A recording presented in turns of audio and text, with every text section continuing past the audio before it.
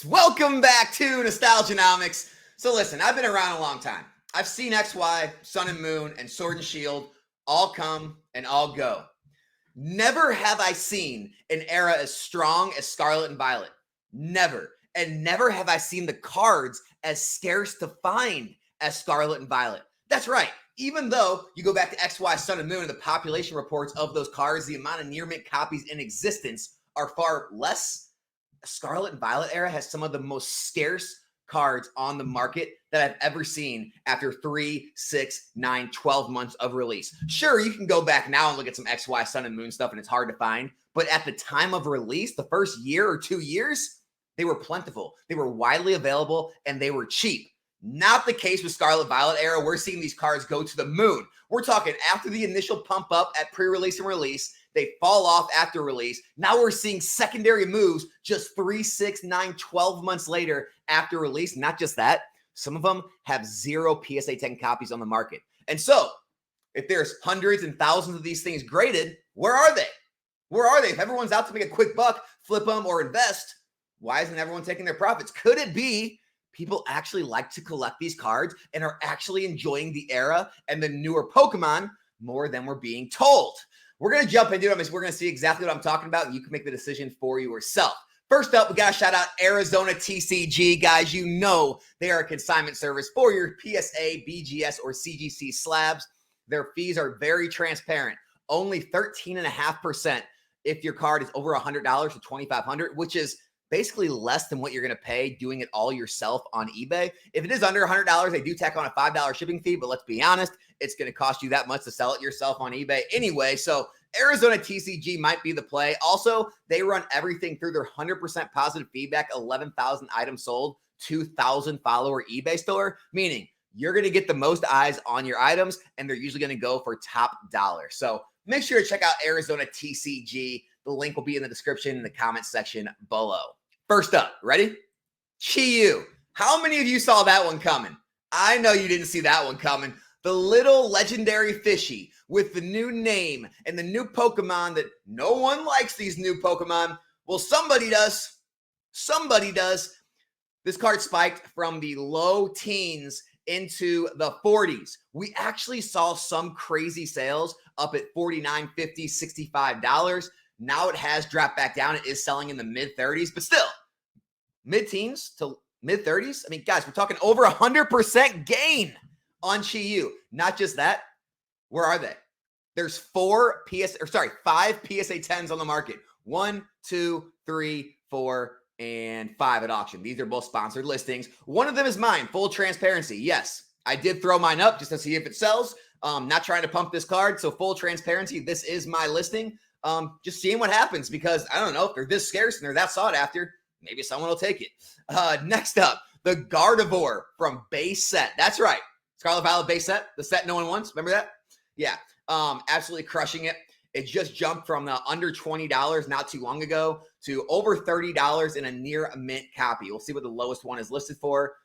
So just over $30 with shipping. That's a brand new seller too. Any of the established stores are up here in the mid 30s. So Gardevoir having a massive run. Gardevoir's pretty scarce too. Only 10 listings of Gardevoir PSA 10 on the market. Guys, I'm telling you, like I said, I was around for XY and Sun and Moon. It's easy to go back and look now and be like, well, Alex, look at the Silver Dialga. There's no copies available. Or look at, some of these other cards. I get it. They're scarce now. At the time, you could find these cards. When the set was only a year old or 6 months old, you could find the cards. This is crazy. This is unprecedented. The Scarlet Violet era is this scarce out of the gate. Can you imagine what this is going to be like in 2, 3, 4, 5 years when it gets to Sun and Moon age? Or better yet, 6, 7, 8, 9, 10 years when it gets to XY age? I'm worried. I'm worried people aren't going to be able to collect the cards they want unless Pokemon does some crazy reprints, but these are sought after cards. Tyranitar. Everyone kind of knew this was a play, but we're seeing an absolute massive run up as of late. So this card had trickled down all the way to the teens. It just shot up over $40. As you can see in a near mint, I'm going to pull it up. Near mint copy. These are all Japanese. Don't pay attention to those. All right. It still is selling in the $40 range. So low 40s. It's holding the low 40s. Not just that, 0 copies. Most every hit from XY, Sun and Moon, and Sword and Shield not only always was on the market, but always is on the market. There's exception to a few, right? There's some XY cards and PSA 10s you just can't find. Maybe some Sun and Moon cards. I don't think there's any Sword and Shield cards that have a zero results on the market for the major hits. Tyranitar, 0 results on the market. What it's selling for? Well, we have some auction here at 330. We have an auction here at 346, and so on. Absolutely killing it. The Groudon, right? The Paradox Rift version of the Tyranitar. The Groudon illustration rare into outer space. We just had a sale at $74.49. $74.49. Guys, it's a regular illustration rare. If we get past all the Japanese cards, let's see what it's going for. All right, there are listings in the 50s. So I don't know what's going on with that sale. It looks like it is in the 50s, mid 50s though. Guys, this was a card that was $23. Literally a month ago. It's out of control. Not just that, the Groudon on the market, there's 7 results. There's not really though, because this isn't Groudon, but there's 1, 2, 3, 4, 5, 6. Okay, 7. No, sorry, 6. This is the sponsor. There's 6 results on the entire market. Lowest list is $250. I believe mine just went at auction. I did auction one. It just went around $250 as well. So that's the market price, guys. And it did get paid for. So Groudon, $250 PSA 10. And the set's, I don't know what, 6 months plus old, something like that. Crazy.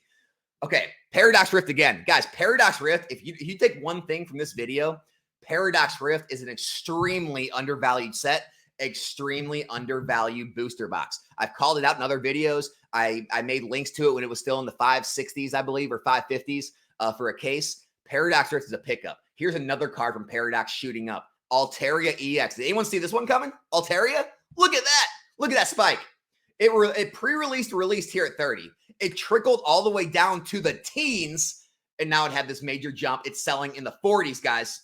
Lowest list now, that's Japanese, 0 feedback seller. Lowest list is in the low to mid 40s. Low to mid up to high 40s for the Altaria. You want to pay PSA 10 copy? There's only 4 available. 4 on the entire market. 1's in the United Kingdom. 1's at auction. You got 2 buy it nows in the US if you want Altaria. Name me an era where this was ever a thing. You can't.